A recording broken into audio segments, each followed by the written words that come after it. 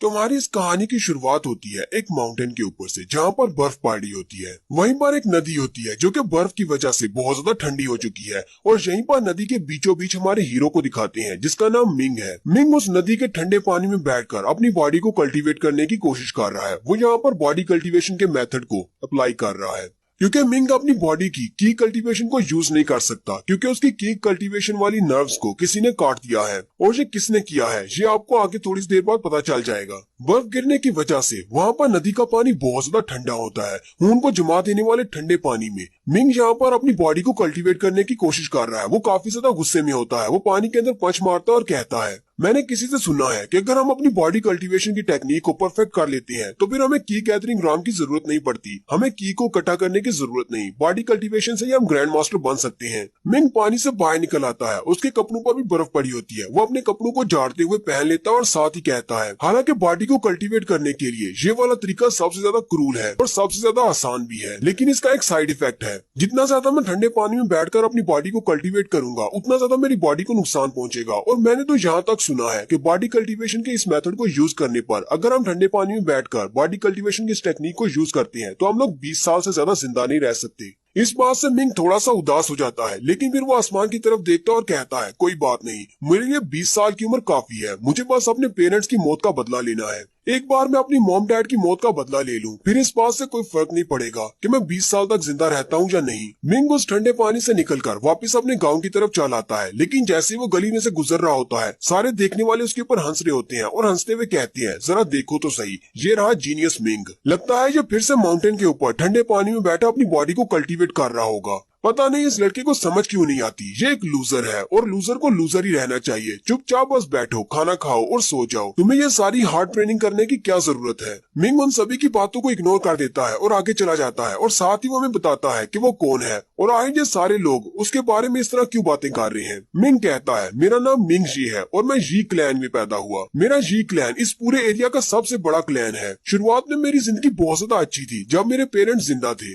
लेकिन जब मैं 10 साल की उम्र का हुआ तब मेरे पेरेंट्स ने मैपल लीफ सिटी के किसी एक बड़े आदमी से पंगा ले लिया, जिसकी वजह से उस बंदे ने मेरे दोनों पेरेंट्स को, मेरे मॉम और डैड को मार डाला। उन दोनों के मरने के बाद मैंने ये फैसला किया कि मुझे अपनी कल्टीवेशन को बहुत ज्यादा बढ़ाना है। मैंने बहुत ही मेहनत की, बहुत ज्यादा हार्ड वर्क किया ताकि मैं अपनी कल्टीवेशन को बढ़ा सकूं, ताकि उनकी मौत का बदला ले सकूं। मिंग कहता है, उस वक्त जब मैंने कल्टीवेशन को स्टार्ट किया था तब मेरी कल्टीवेशन काफी ज्यादा हाई हो चुकी थी और मैं वाकई में एक जीनियस था। सभी लोग मुझे जीनियस मिंग कहते थे। आज से तकरीबन 6 महीने पहले तक इस पूरे गांव में, हालांकि मेरे अपने ही क्लैन में भी ऐसा कोई भी वॉरियर नहीं था जो कि मेरे लेवल का हो, यानी मेरी कल्टीवेशन उन सबसे ज्यादा हाई थी, मेरे बाकी के कजन से भी ज्यादा हाई। इसी वजह से तो सारे लोग मुझे जीनियस मिंग कहते थे। मिंग के 2 कजन है, एक का नाम जेन जिंग है और दूसरे का नाम जेन जियोंग है। जेन जिंग बड़ा है। जेन जियोंग जेन जिंग से कहता है, अगर इसी तरह चलता रहा तो मुझे लगता है कि सिर्फ एक ही महीने में मिंग तुमसे आगे निकल जाएगा। उसकी कल्टीवेशन तुमसे बहुत ज्यादा हाई होती जा रही है। अगर तुमने आज इसको यहाँ पर नहीं रोका तो कल को ये तुम्हारे लिए बहुत बड़ा मसला बन जाएगा।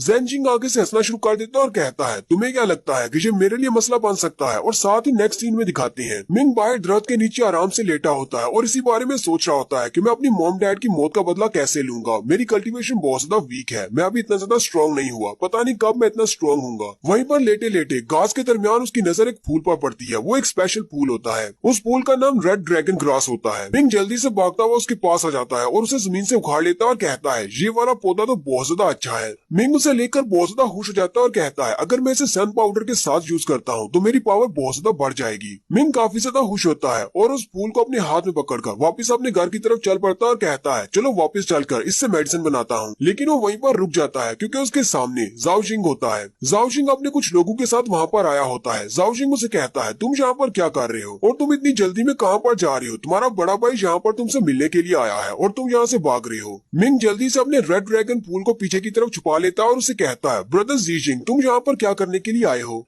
जेंग जिन उसे कहता है, मैंने सुना है कि आजकल इस पूरे गांव में सिर्फ तुम्हारे ही चर्चे हैं। बहुत सारे लोग ये भी बातें कर रहे हैं कि सिर्फ 6 महीने के टाइम में तुम मुझे रिप्लेस कर दोगे, तुम तो मुझसे भी बड़े वॉरियर बन जाओगे क्योंकि तुम्हारी कल्टीवेशन दिन ब दिन हाई होती जा रही है। तो अब तो तुम ये भी कहोगे कि मुझे तुम्हारे रास्ते में नहीं आना चाहिए क्योंकि फ्यूचर में तुम एक बहुत बड़े स्टार बनने वाले हो। मिंग उसे कहता है, बड़े भाई ऐसी कोई बात नहीं है, मैं तुम्हारे साथ कभी भी कम्पीट नहीं करना चाहता, मैं तो बस अपनी स्ट्रेंथ को बढ़ा रहा हूँ ताकि अपने मॉम डैड की मौत का बदला ले सकूं। जेंग जिन उठकर खड़ा हो जाता है और कहता है, चलो फिर ठीक है, मैं तुम्हारी हेल्प कर देता हूँ ताकि फ्यूचर में तुम कभी भी मुझसे कम्पीट न कर पाओ। मिंग उसकी बात सुनकर बहुत ज्यादा हैरान हो जाता है और कहता है ये तुम क्या करने वाले हो। और साथ ही ज़ेंग जिन अपने लोगों से कहता है जल्दी से आगे बढ़ो और इस लड़के को इतना मारो कि इसकी सारी नर्व्स को काट दो ताकि ये फ्यूचर में कभी भी अपनी बॉडी को कल्टीवेट ना कर सके। और फिर वो सारे लोग आगे बढ़ते हैं और यहीं पर दिखाते हैं कि उसके ऊपर कोई अटैक करता है जिसकी वजह से मिंग की सारी मेरिडियंस कट जाती हैं। अब मिंग फ्यूचर में कभी भी अपनी बॉडी में की को कल्टीवेट नहीं कर पाएगा। और यहीं पर हमारी स्टोरी फिर से प्रेजेंट में आ जाती है। मिंग कहता है ज़ेंग जी तुम बहुत ज्यादा बुरे हो, तुमने मेरी मेरिडियंस को काट दिया ताकि मैं कभी भी की को कल्टीवेट न कर सकूं, और साथ ही तुमने मेरे रेड ड्रैगन फ्लावर को भी चोरी कर लिया। सिर्फ तुम्हारी वजह से अब मुझे इस तरह के बॉडी कल्टीवेशन मेथड्स को यूज करना पड़ रहा है ताकि मैं अपनी स्ट्रेंथ को बढ़ा सकूं। मिंग काफी ज्यादा गुस्सा आ जाता है और कहता है ज़ेंग जिन मैं इस बात को कभी भी नहीं भूलूंगा, मैं तुमसे भी इस बात का बदला लूंगा। नेक्स्ट सीन जी मैंशन का दिखाया जाता है। जी मैंशन तो काफी ज्यादा बड़ा होता है लेकिन हमारा हीरो मिंग जी मैंशन में नहीं रहता। जी मैंशन के साथ में एक छोटा सा कॉटेज होता है, वहाँ पर हमारा हीरो रहता है। और यहीं पर इसके सेकंड कजन की एंट्री होती है जो कि एक नौकर के साथ आता है और ये नौकर ज़ेंग जिन का है।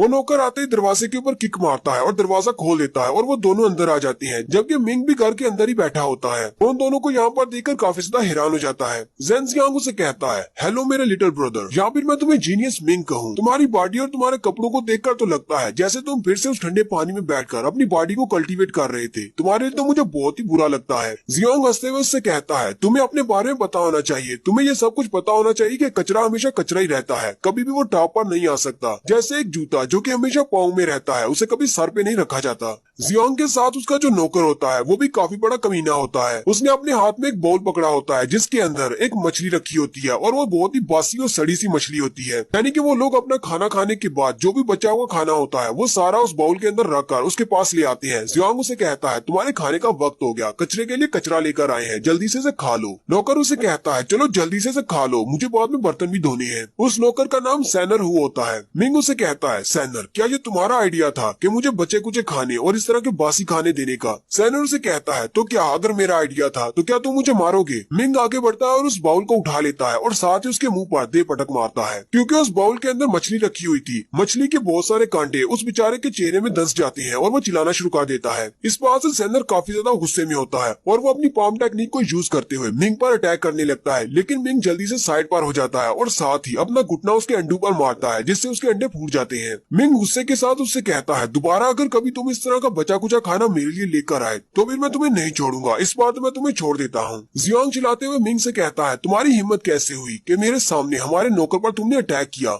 लगता है कि तुम्हें अपनी जान की बिल्कुल भी फिक्र नहीं है। मिंग उसे कहता है जियांग अगर तुम्हें ये बात पसंद नहीं आई तो फिर तुम मेरे साथ फाइट कर सकते हो और फिर देखते हैं कि कौन किसको मारता है। मिंग की ये वाली बात सुनने के बाद वो सोचने लग जाता है और कहता है जब से इस कमीने के पेरेंट्स मरे हैं तब से इसने कभी भी गिव अप नहीं किया। ये हमेशा अपनी बॉडी को कल्टीवेट करता रहता है, यहाँ तक कि बड़े भाई जिंग ने इसके मेरिडियंस को ब्लॉक कर दिया है। अब ये कभी भी अपनी की को कल्टीवेट नहीं कर पाएगा, लेकिन फिर भी ये हमेशा उस ठंडे पानी में बैठकर अपनी बॉडी को कल्टीवेट करता रहता है। इसे लगता है कि ये अपने आप को स्ट्रॉन्ग बना सकता है। यहाँ पर इसके हाथों से थोड़ी बेइज्जती करवा लेना अच्छा है बजाय इसके साथ फाइट की जाए। मुझे नहीं पता कि इसकी बॉडी कितनी ज्यादा स्ट्रॉन्ग हो चुकी है, कहीं ये मुझे मार ही न डाले। जियांग मिंग से कहता है तुम बस यहीं पर इंतजार करो, तुम्हें पता है ना ये किसका नौकर है, ये जिंग का नौकर है, वो तुमसे इस बात का बदला जरूर लेगा। और साथ ही जियांग सैनर से कहता है सैनर चलो यहाँ से चलते हैं और जाकर जिंग को बताते हैं। उनके चले जाने के बाद मिंग और भी ज्यादा गुस्सा आ जाता है और कहता है इस जिंग को तो मैं कभी भी नहीं छोड़ूंगा, उसने मेरी रेड ड्रैगन ग्रास को चोरी किया, मेरी मेरिडियंस को ब्लॉक कर दिया ताकि मैं कभी भी अपनी की को कल्टीवेट न कर सकूं। नेक्स्ट सीन कुछ देर के बाद का होता है। मिंग को बहुत ज्यादा भूख लगती है, उसके पेट से आवाज आ रही होती है। वो आगे बढ़ता है और अपने बर्तन के अंदर चल के चेक करता है कि वहाँ पर चावल पड़े हुए हैं या नहीं, लेकिन उसके पास सारे चावल खत्म हो चुके होते हैं। मिंग कहता है मेरे पास तो सारे चावल खत्म हो गए, लगता है कि मुझे फिर से गाँव में जाकर चावल खरीद कर लाने पड़ेंगे। मिंग अपना बैग उठाकर गाँव की तरफ निकल पड़ता है, लेकिन जैसे ही वो बाहर की तरफ जा रहा होता है वहीं पर एक सूखे हुए दरख्त के नीचे एक भिखारी बैठा होता है। वो भिखारी उसे देखकर हंसना शुरू कर देता है और कहता है ओए लड़के क्या तुम स्ट्रॉन्ग बनना चाहते हो? मिंग उसकी बात सुनकर रुक जाता है और कहता है क्या तुम मुझसे बात कर रहे हो?